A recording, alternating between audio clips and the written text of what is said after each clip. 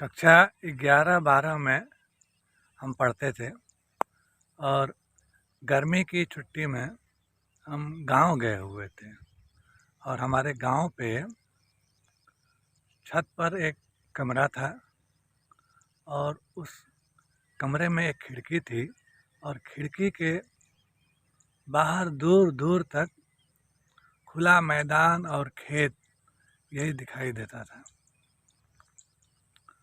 तो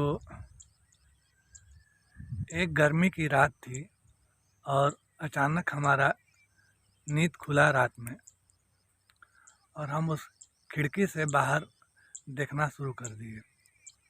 ठंडी ठंडी हवा बह रही थी और बाहर देखना अच्छा लग रहा था और हल्की हल्की चांदनी रात थी।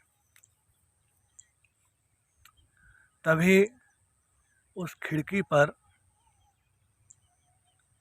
बगल से होती हुई एक आकृति आई।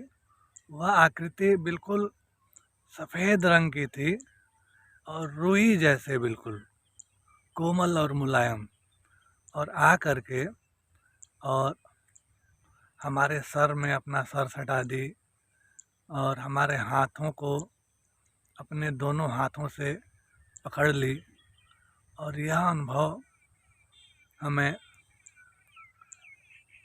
लगभग 30-35 सेकंड तक होता रहा। फिर हम डर के मारे अपना हाथ जो है वहाँ से उस कोमल स्पर्श से अपना हाथ छुड़ाए और भाग करके और उस कोठरी से बाहर निकले। यह हमारे जीवन की पहली घटना थी। हम अपने हाथों को और सिर को बार बार उस कोमल स्पर्श को याद करके और सहला रहे थे। तभी अचानक हम अपने हाथों को अपने नाक की ओर ले गए और जब सूंघे तो क्या दिव्य खुशबू थी। हमारी एक बड़ी माता जी थीं, हम उनके पास गए और उनको भी हम अपने हाथों को सूंघवाए।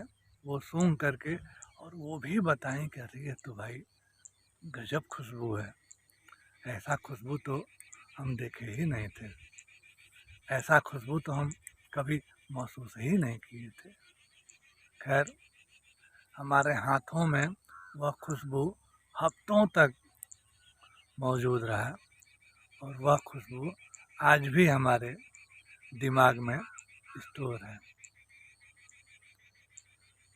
कई लोगों से हम इस बारे में चर्चा किए तो लोग यही बताए कि रात के समय दो तरह के भूत सक्रिय होते हैं। एक वो जो दैवीय भूत होते हैं और एक वो जो गंदे भूत होते हैं। जो गंदे भूत होते हैं वो बदबू करते हैं और जो ईश्वरीय और दैवीय और साधक भूत होते हैं उनके अंदर खुशबू होती है। और जब लोगों के मुंह से यह बात हम सुने तो हमें बड़ी संतुष्टि हुई कि कोई दैवीय भूत हमें स्पर्श किया था।